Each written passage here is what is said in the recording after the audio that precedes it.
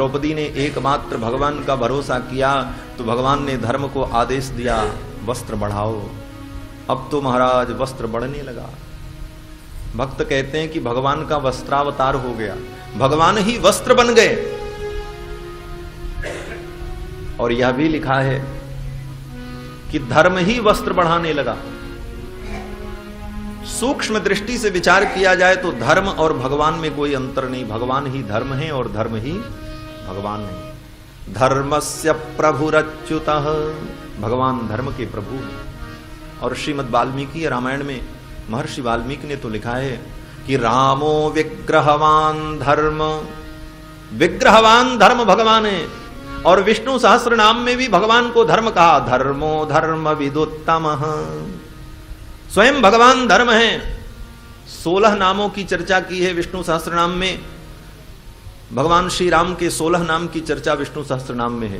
परर्धि परम स्पष्ट तुष्ट पुष्ट शुभेक्षण, रामो विरामो विरजो मार्गो नेयो नयो नयः, वीरः शक्तिमतां श्रेष्ठो धर्मो धर्म विदुत्तमः। यहां तक विष्णु सहस्त्र नाम में भगवान राम का चरित्र है। तो भगवान साक्षात धर्म है और धर्म ही भगवान है। तो मानो भगवान ही वस्त्र बन गए। और जब वस्त्र बढ़ने लगा, अनंत परमात्मा जब वस्त्र बन जाएगा तो वो वस्त्र भी अनंत होगा, उसका कोई अंत नहीं होगा।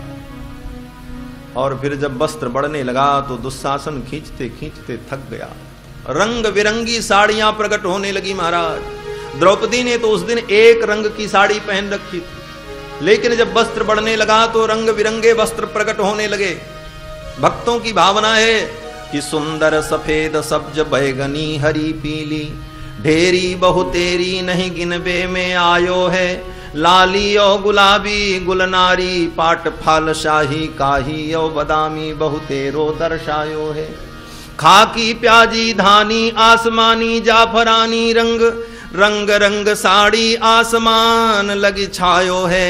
द्रौपदी के काज ब्रजराज है बजाज, मानो लाद के जहाज पट द्वारिका से आयो है। मानो भगवान बजाजा बन गए और द्वारका की सारी बाजार लेकर के चले आए द्रौपदी की रक्षा। सारी बहुआरी बाटे विविध किनारी बाटे, सलमा सितारी बेल बूटी धूप छहिया, फीकी बाटे गाढ़ बाटे लागल पहाड़ बाटे, मखमली पाट बासी लिक मख नहिया। रधवाजू होते आज आगे ठाड़ी हो जात, पूछ लेत कान्हा ते पकड़ ते उनो बहिया, मोरे आगे कमरी तू ओढ़ के चरैला गाय, सारी कहां पौला कान्हा रेश मैया। राधा जी होती तो आज पूछती कि गोविंद एक दिन वो था जब आप कपड़े चुराते थे, आज इतने वस्त्र आपको कहां मिले। और इतने वस्त्र बढ़े महाराज। 10,000 हाथी का बल रखने वाला दुशासन थक गया, लेकिन साड़ी नहीं घटी। दुर्जन दुशासन दुकूल गयो, दीनानाथ दीन होए कि द्रौपदी दुलारी ओ पुकारी है। बात है युधिष्ठिर की पारथ भी मौन बैठ, भीष्म महाभीम ग्रीवा नीचे कर डारी है। अंबर सो अंबर पहाड़ लगो शेष, कवि कहलो बखानो द्रोण कर्ण लो विचारी है।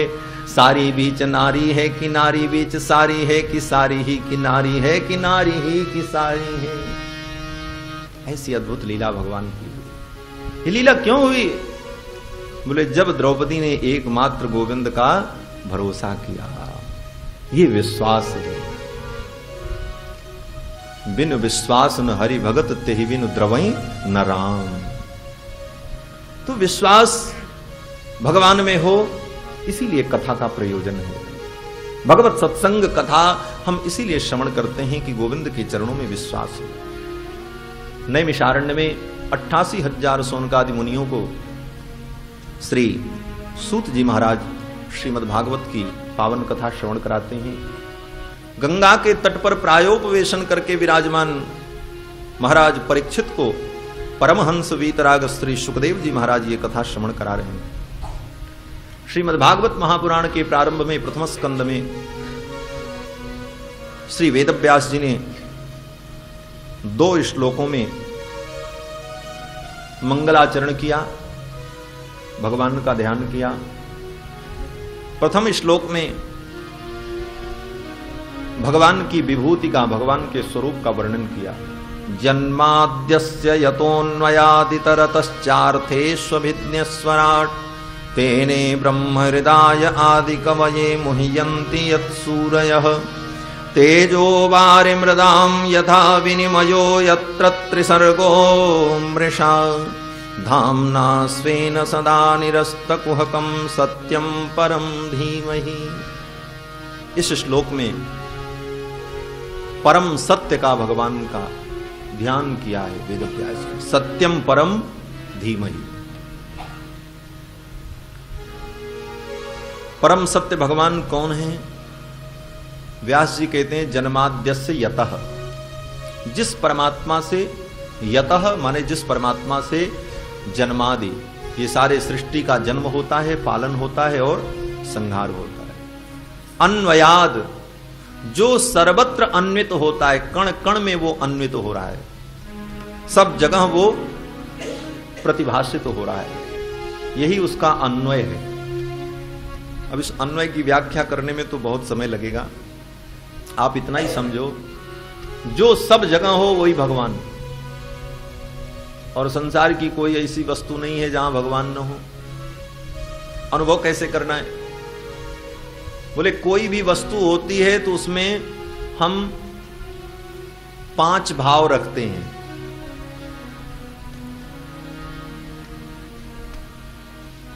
जैसे ये ध्वनि विस्तारक यंत्र माइक, इसका पहला भाव क्या है? बोले अस्ति, ये है, विद्यमान है, ये पहला भाव, इसकी सत्ता अस्ति। दूसरा भाति, अनुभव हो रहा है।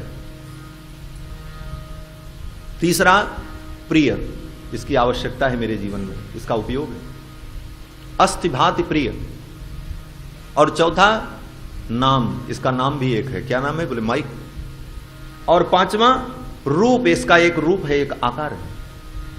संसार की जितनी वस्तुएं हैं उनमें ये 5 भाव हैं, अस्ति भाति प्रिय नाम रूप। अब इन 5 में 3 ऐसे हैं जो नित्य हैं और 2 जो हैं वो बदलते रहते हैं। नाम रूप बदलता रहता है, लेकिन अस्ति भाति प्रिय ये 3 भाव बना रहता है।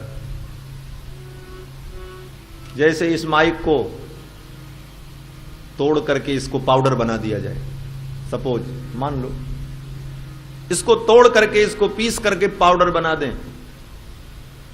बोले तब क्या होगा? बोले तब भी वो पाउडर रहेगा, अस्थि, वो चूर्ण तो रहेगा, अस्थि। भाति, उसका अनुभव भी होगा, और प्रिय अर्थात उसका कोई न कोई उपयोग होगा, उसको फिर गला करके कुछ भी बनाया जा सकता है, जो भी वो प्रक्रिया। लेकिन नाम और रूप नहीं रहेगा। क्यों? बोले उसका नाम बदल गया, अब वो माइक नहीं रहा और न उसका रूप हो रहा। अब नाम दूसरा हो गया, रूप दूसरा हो गया, लेकिन अस्ति भाति प्रिय तो तब भी है। फिर उसको गला करके किसी दूसरे रूप में बना दिया गया, बोले फिर भी वो अस्ति भाति प्रिय रहेगा, नाम रूप बदल जाएगा। तो सृष्टि में हर वस्तुओं में यही विकार हो रहा है। संसार की जितनी वस्तुएं हैं, पदार्थ हैं, सबका नाम और रूप तो बदल रहा है, लेकिन अस्ति भाति प्रिय ये परिवर्तित नहीं होता। और ये तीनों हैं क्या? बोले अस्ति ये सत है, भाति चित है, और प्रिय क्या है? आनंद है। यही सच्चिदानंद है। सच्चिदानंद रूपाय विश्वोत्पत्त्यादि हेतवे तापत्रय विनाशाय श्री कृष्णाय मयं नुमः। सतचित आनंद ये सर्वत्र अन्वित हो रहा है। सृष्टि की जितनी वस्तुएं हैं सब में सतचित आनंद विद्यमान है। यही परमात्मा का अन्वय है। अन्वयाद जन्माद्यस्य यतोन्वयाद इतरतः, जो अर्थेषु अभिज्ञः, समस्त अर्थों को जानने वाला है। स्वराट, जो स्वराट है परमात्मा। स्वराट माने स्वयमेव राजते इति स्वराट, जो अपनी सत्ता से स्वयं सत्तावान है, उसको अपनी सत्ता के लिए किसी के सत्ता की अपेक्षा नहीं है। किस प्रकार? बोले दीपक के समान। जैसे अंधेरी कोठरी में कोई वस्तु आपको नहीं दिख रही, अंधेरी कोठरी में अनेक वस्तुएं हैं लेकिन आपको दिखती नहीं है। आपके आंख में प्रकाश है लेकिन आप अंधेरे में उन वस्तुओं को नहीं देख सकते। क्यों? बोले आपके आंख में तो प्रकाश है लेकिन आपके आंख का प्रकाश उन वस्तुओं को नहीं देख सकता। आपके इस आंख के प्रकाश को दूसरे प्रकाश की अपेक्षा है। आंख तब देखेगी जब दूसरे प्रकाश का सहयोग मिलेगा। ये पर प्रकाश सापेक्ष है। जब तक पर प्रकाश नहीं मिले तब तक ये आंखों का प्रकाश किसी वस्तु को देख नहीं पाता। दिन में हम देखते हैं तो यहां सूर्य का प्रकाश रहता है, तब दिखता है। तो अंधेरी कोठरी में कोई वस्तु देखनी है तो दीपक के प्रकाश की अपेक्षा होती है। जब दीपक जलाया तो कोठरी की सारी वस्तुएं दिखने लगी और उसी कोठरी में रखा हुआ दीपक भी दिखने लगा। वो भी तो दिख रहा है। अब कोई प्रश्न करे, ये दीपक जो दिख रहा है ये किसके प्रकाश से दिख रहा है? दीपक के प्रकाश से तो सारी वस्तुएं दिख रही हैं, लेकिन दीपक किस प्रकाश से दिख रहा है? बोले दीपक को दिखने के लिए किसी प्रकाश की आवश्यकता नहीं है, वो स्वयं प्रकाशित है। उसी प्रकार परमात्मा स्वराट है, उसको पर प्रकाश की अपेक्षा नहीं है। स्वयमेव राजते इति स्वराट, ये स्वराट शब्द का अर्थ है। तेने ब्रह्म हृदय आदि कवये, और उस परमात्मा ने आदि कवये, आदि कवि ब्रह्मा जी को आदि कवि कहा जाता है। आदि कवये, आदि कवि ब्रह्मा के हृदय में उस परमात्मा ने वेदों का ज्ञान प्रकट किया। तेने ब्रह्म हृदय आदि कवये, इस पंक्ति से एक विलक्षण अर्थ निकलता है जो हमें अनुभव करना चाहिए। वेद व्यास जी कह रहे हैं कि ब्रह्मा जी को भगवान ने वेदों का ज्ञान प्रदान किया। इसका मतलब कि वेदों की रचना ब्रह्मा जी ने भी नहीं की है, भगवान ने ही ब्रह्मा को भी वेद का ज्ञान प्रदान किया है। ये वेदों की अनादिता है। वेद अनादि और नित्य हैं, शाश्वत हैं चारों वेद। जिस प्रकार भगवान नारायण अनादि हैं, उसी प्रकार चारों वेद भी अनादि और सनातन हैं। आजकल विद्यालयों में इतिहास के ग्रंथों में पढ़ाया जाता है, ईसा से इतने हजार वर्ष पहले वेद लिखा गया। सबसे पुराना ऋग्वेद है, उसके बाद यजुर्वेद लिखा गया, तब सामवेद लिखा गया। उन मूर्खों से पूछो कि जब लिखा गया तो किस सन में, संवत में लिखा गया, कुछ बताओ। ये तो तुमने जान लिया कि वेद लिखा गया, लेकिन किसने लिखा उसका नाम भी तो खोज लो जरा। बहुत बड़े अन्वेषक हो, बहुत बड़े शोधकर्ता हो, लेकिन आज तक वेद के लेखक का नाम नहीं मिला उन इतिहासकारों। कारण कि वेद किसी ने लिखा ही नहीं, वेद अनादि है। श्रीमद् भागवत महापुराण के प्रारंभ में ही वेद व्यास जी कहते हैं कि वेदों का ज्ञान भगवान ने ब्रह्मा जी को दिया। ब्रह्मा ने भी वेद की रचना नहीं, और ब्रह्मा जी ने अपने शिष्यों को दिया। कुछ लोग कहते हैं वेद व्यास जी ने वेद लिखा। बोले वेद व्यास जी ने वेद नहीं लिखा है, वेदों का उन्होंने विस्तार किया है, व्याख्या की है, इसीलिए उनका नाम वेद व्यास है। और वेद भगवान ने भी नहीं बनाया। वेदों के विषय में हमारे यहां आचार्यों का दो मत है। एक मत नैयायिकों का है, न्याय शास्त्र के आचार्य जो हुए, वो कहते हैं वेदों की रचना भगवान ने की, वेदों के रचयिता भगवान है। लेकिन उसके अतिरिक्त अन्य आचार्यों का ये मत है कि वेदों की रचना भगवान ने भी नहीं की। जिस प्रकार भगवान नित्य हैं, उसी प्रकार वेद भी नित्य है। किस प्रकार नित्य है? बोले यस्य निश्वसितो वेदाः, ये चारों वेद भगवान के श्वास भूत हैं, निश्वास हैं। जैसे श्वास नित्य होती है, उसी प्रकार ये वेद नित्य हैं। और वो भी किसकी श्वास? भगवान की श्वास। जैसे हमारी श्वास है, तो हम अपनी श्वास को बनाते नहीं, अपितु श्वास से हम बने हुए हैं। श्वास बंद हो जाए तो हम भी बंद।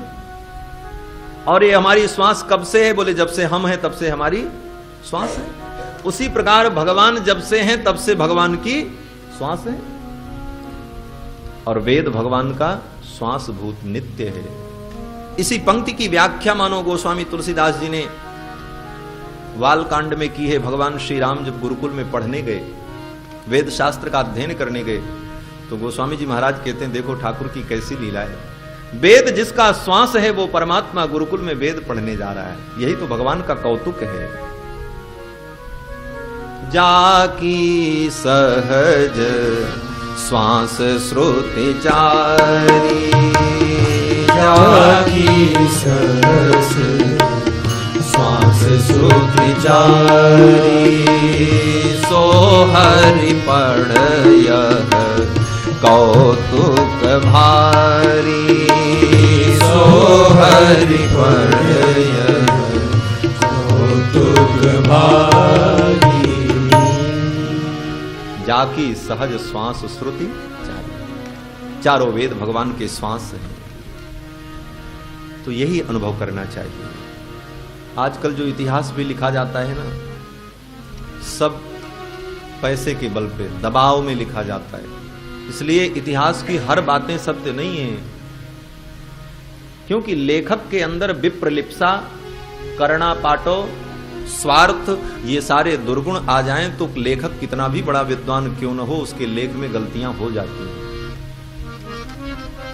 करुणा पासो विप्रलिप्ता और स्वार्थ जैसे दोष के कारण व्यक्ति के लेख में, व्यक्ति के प्रबंध में दोष आता है।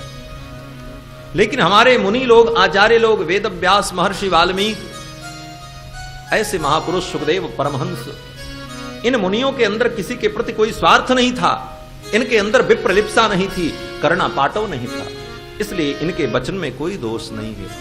इन्होंने निस्वार्थ भाव से सत्य का प्रतिपादन किया है। कहने का भाव कि वेदों का ज्ञान भगवान ने ब्रह्मा जी को प्रदान किया। मुह्यन्ति यत्सूरयः, जिस परमात्मा के विषय में बड़े बड़े ज्ञानी भी मोहित हो जाते हैं। तेजो वारिमृदाम यथा विनिमयो यत्र त्रिसर्गो मृषा, जिस परमात्मा के कारण, जिस परमात्मा की योग माया के कारण असत्य में सत्य का अनुभव होता है, ये भगवान की भ्रमात्मिका माया, जिस माया से सारी सृष्टि का सृजन हुआ है, जो उस माया का स्वामी है। धामना स्वेन सदा निरस्त कुहकम, जो अपने प्रकाश से समस्त अंधकार को दूर करता है, ऐसे परम सत्य जो परमात्मा है, सत्यम परम धीमहि, उन परम सत्य का हम ध्यान करते हैं। निर्गुणवादी लोग कहते हैं कि श्रीमद् भागवत महापुराण तो निर्गुण ब्रह्म का विवेचन करता है, क्योंकि प्रारंभ में ही वेद व्यास जी ने सत्यम परम धीमहि कह दिया। सत्य परमात्मा का ध्यान करते हैं, परमात्मा सत्य है। सत्यम ज्ञानम अनंतम ब्रह्म यो वेद निहितम गुहायाम परमे व्योमन इत्यादि श्रुतियां, वेद के मंत्र उस परमात्मा को सत्य रूप में प्रतिपादित करते हैं। लेकिन सत्य ही भगवान कृष्ण है, सत्य ही नारायण है, इसलिए हम सत्यनारायण भगवान का व्रत करते हैं, कथा करते हैं। सत्य ही नारायण है, और दूसरा अर्थ बोले नारायण ही सत्य है, बाकी सब असत्य है। नारायण ही सत्य है, बाकी सब कुछ असत्य है। इसीलिए वेद कहता है ब्रह्म सत्यम जगन मिथ्या, ब्रह्म ही परमात्मा ही सत्य है, बाकी सब मिथ्या है, इसलिए वो सत्य है। सत्यम परम धीमहि। और सत्य की व्याख्या आगे 10वें स्कंद में कृष्णावतार के प्रसंग में वेद व्यास जी ने किया है कि जब भगवान के अवतार का वो मंगलमय काल, वो वेला आई, तो सभी देवता मां देवकी के गर्भ की स्तुति करने के लिए आए। और गर्भ की स्तुति करते हुए देवता लोग कहते हैं कि सत्यव्रतम सत्य परम त्रिसत्यम सत्यस्य योनिम निहितम च सत्ये सत्यस्य सत्यमृत सत्य नेत्रम सत्यात्मकम त्वां शरणं प्रपन्नाः। हे प्रभु, आप सत्य हैं, आप सत्य की योनि हैं, सत्य की आत्मा हैं, आप सत्य में प्रतिष्ठित हैं, सत्य आप में प्रतिष्ठित है। इस तरह से देवताओं ने भगवान के उस सगुण रूप की स्तुति की है। तो सत्य का अर्थ है भगवान कृष्ण, सत्यम परम धीमहि। और एक बड़ा सुंदर संकेत है, सत्यम परम धीमहि। यहां पर भगवान का ध्यान किया धीमहि शब्द का प्रयोग करके। धीमहि, धीमहि शब्द गायत्री मंत्र में आया है। भर्गो देवस्य धीमहि, ये क्या संकेत कर रहा है? बोले ये शब्द मानो संकेत कर रहा है कि चारों वेदों की मां गायत्री है। गायत्री छंदसाम मातर ब्रह्म योने नमोस्तुते। तो गायत्री मंत्र जो वेदों की मां है, उस गायत्री मंत्र की अर्थात वेदों के मूल स्वरूप की ही व्याख्या है श्रीमद् भागवत महापुराण। इस धीमहि शब्द का यह संकेत है। और दूसरा भाव कि जो लोग गायत्री मंत्र का जप नहीं कर सकते, जिनको गायत्री मंत्र जपने का अधिकार प्राप्त नहीं है, ऐसे लोग भी श्रीमद् भागवत महापुराण का पारायण करें, पाठ करें, इसको श्रवण करें तो गायत्री जपने का और वेद पढ़ने का जो फल है वही फल प्राप्त होता है। ये बड़ा गंभीर विषय है कि आज इस बात की चर्चा होती है कि वेदों पर सबका अधिकार क्यों नहीं, सबको वेद पढ़ना चाहिए, सबको गायत्री मंत्र जपना चाहिए। मैं विषय का विस्तार नहीं करूंगा, लेकिन इतना जानूं कि हर एक कार्य का एक निश्चित नियम होता है, एक संविधान होता है, एक प्रावधान होता है। वेदों को पढ़ने का एक निश्चित नियम है। वेद वही पढ़ सकता है जिसका यज्ञोपवीत संस्कार होता हो। स्त्री का यज्ञोपवीत संस्कार नहीं होता है। शास्त्र में स्त्री के लिए यज्ञोपवीत का विधान नहीं है, इसलिए स्त्री को वेद पढ़ने का निषेध किया गया। स्त्री को वेद नहीं पढ़ना चाहिए। और चतुर्थ वर्ण के लोग जिनका यज्ञोपवीत संस्कार नहीं होता, उनको भी वेद पढ़ना निषिद्ध है।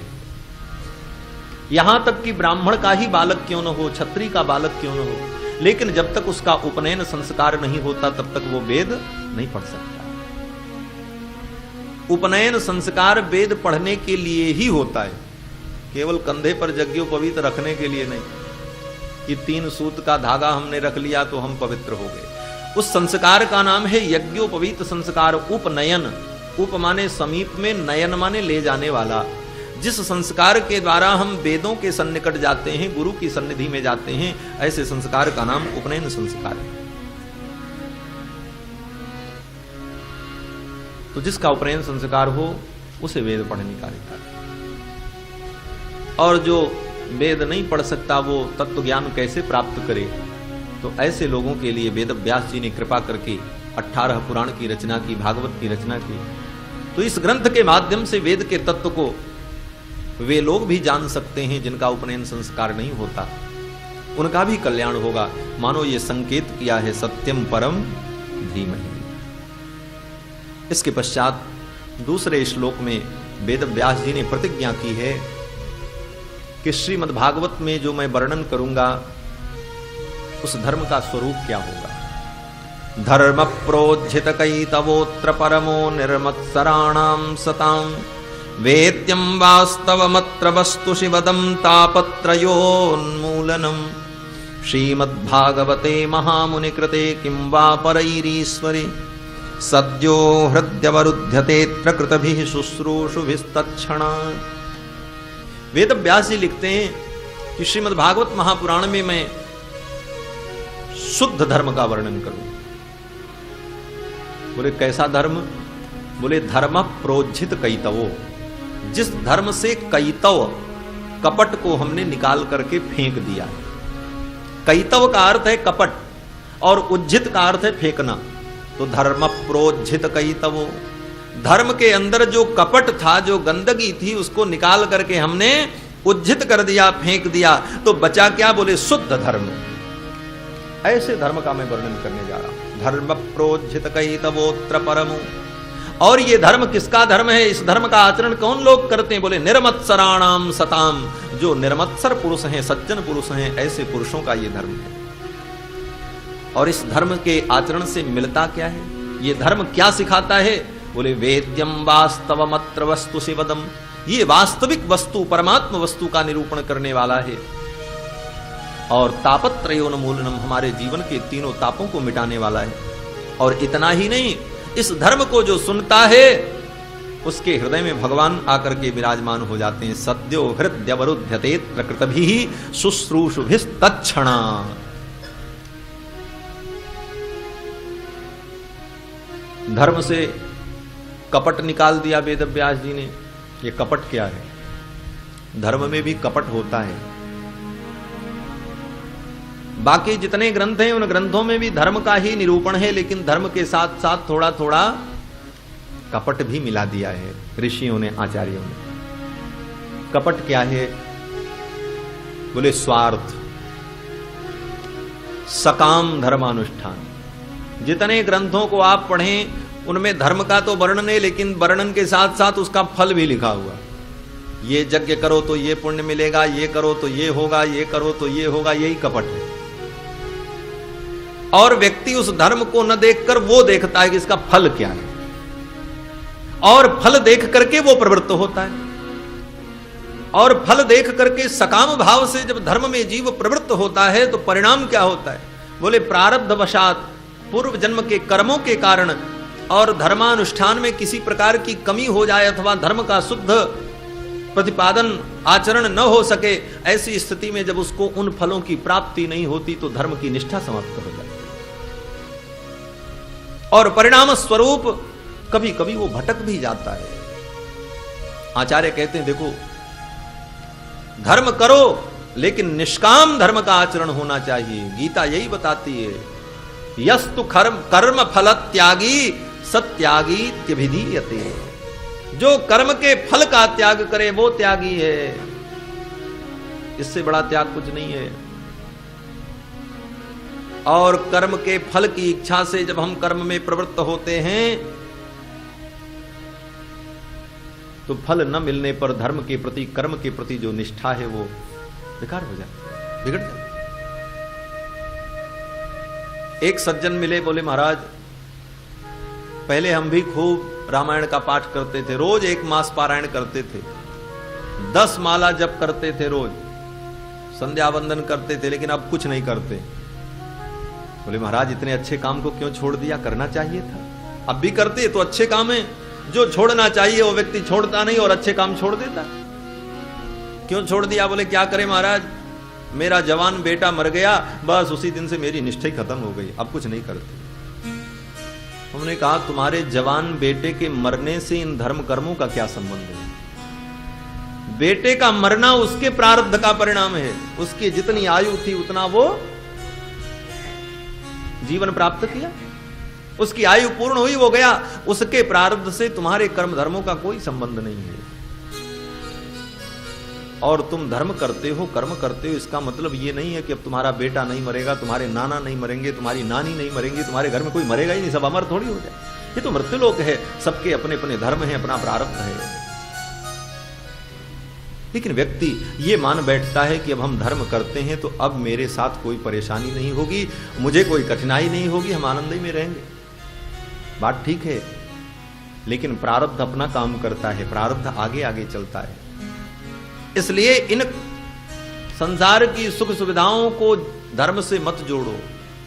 धर्म एक अलग विषय है और धर्म का फल भगवान है, धर्म का फल है परमात्मा प्रीति।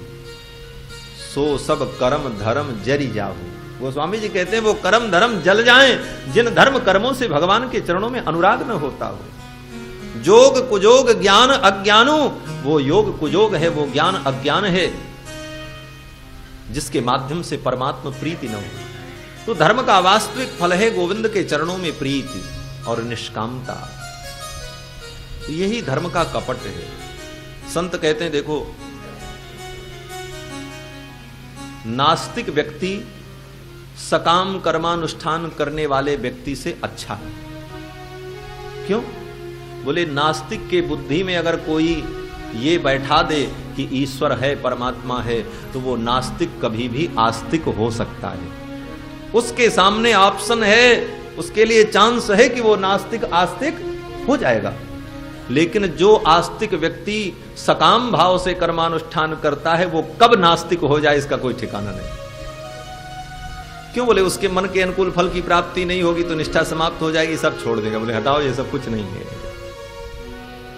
यही समझना है, यही समझ करके धर्म करना है। तो इस कपट को हम धर्म से निकाल करके शुद्ध धर्म का आचरण करें। और श्रीमद् भागवत महापुराण यही बताता है। एक संत किसी गृहस्थ के द्वार पर भिक्षा मांगने गए तो घर में जो गृहिणी थी वो भीतर से 2 रोटी लेकर के आई बाबा को देने के लिए। बाबा दरवाजे पर खड़ा खड़ा देख रहा था। गृहिणी ने क्या किया, बोले उस गृहिणी का बच्चा बिस्तर पर सोया था, तो गृहिणी ने 2 रोटी उठाई और बच्चे के सिर पर 2 बार घुमाया और लाकर के बाबा की झोली में डाला। बाबा हंसने लगे। बाबा ने कहा, मैया तेरे घर में और कोई बचा हो तो उसके भी सर पे घुमा ले। 2 रोटी देती है और अपने घर का सारा पाप इसमें डालना चाहती, सब मेरे घर का दुख चला जाए। यही कपट है। किसी को हम 2 रोटी भी देते हैं तो उसके पीछे हम अपना स्वार्थ लगाएं कि इसका फल मुझे मिले।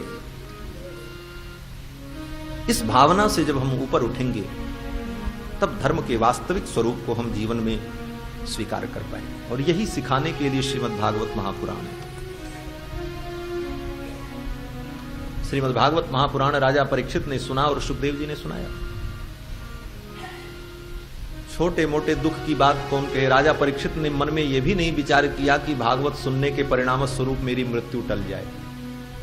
चाहते तो राजा परीक्षित सुखदेव जी से कहते, प्रभु मैं भागवत सुन रहा हूं और इस भागवत महापुराण के फलस्वरूप मेरी मृत्यु टल जाए, मैं बच जाऊं। लेकिन यह भी नहीं मांगा राजा परीक्षित। 7वें दिन उन्होंने सहर्ष मृत्यु को स्वीकार किया। तो भागवत सुनने का फल क्या मिला? 7 दिन राजा परीक्षित ने भागवत कथा सुनी और सुखदेव जी ने सुनाया। और मरने के भय से ही वो गए थे कथा सुनने, लेकिन परिणाम क्या मिला? मृत्यु तो हुई।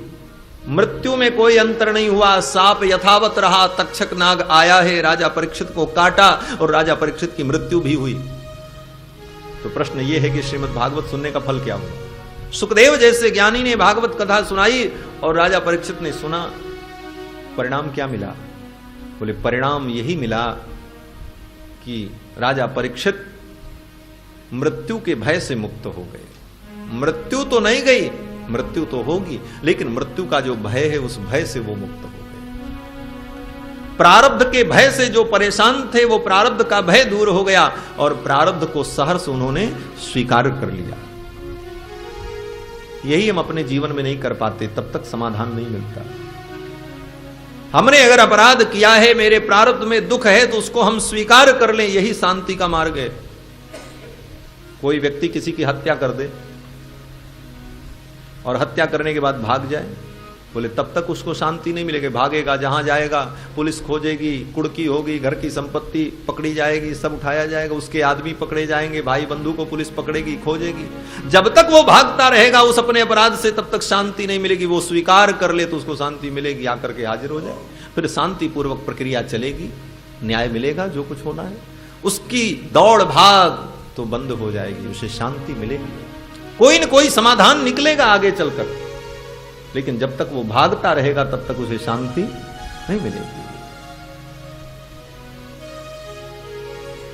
तो श्रीमद् भागवत महापुराण यही सिखाती है कि हम अपने प्रारब्ध को समझकर संसार के सुख दुख को भोग लें और अपना मन गोविंद के चरणों में लगा लें। इस संसार में आए हैं तो केवल सुख सुख नहीं मिलेगा, दुख भी मिलेगा, निश्चित रूप से मिलेगा, और बिना बुलाए मिलेगा। और उसी प्रकार सुख भी मिलेगा। सुख के लिए हम साधन करते हैं, दुख के लिए हम कोई प्रयास नहीं करते, न दुख के लिए भगवान से प्रार्थना करते हैं, लेकिन फिर भी बिना बुलाए दुख आता है। उसी प्रकार जब सुख का समय आएगा तो बिना बुलाए सुख भी आएगा, आपके चाहने से नहीं होगा। अब इस समय कोई व्यक्ति चाहे कि दिन हो जाए, बोले किसी के चाहने से कुछ नहीं होगा। जब समय आएगा तो अपने आप दिन हो जाएगा। 12 घंटे बाद सवेरे सूर्य भगवान प्रकट होंगे, दिन हो जाएगा। अभी कोई कितना भी चाहे नहीं होगा, क्यों? बोले अभी तो रात्रि रहेगी। उसी प्रकार जिस प्रकार रात्रि जाएगी तो दिन आएगा, दिन जाएगा तो रात्रि आएगी, उसी प्रकार सुख जाएगा तो दुख आएगा, दुख जाएगा तो सुख आएगा, ये लगा रहेगा।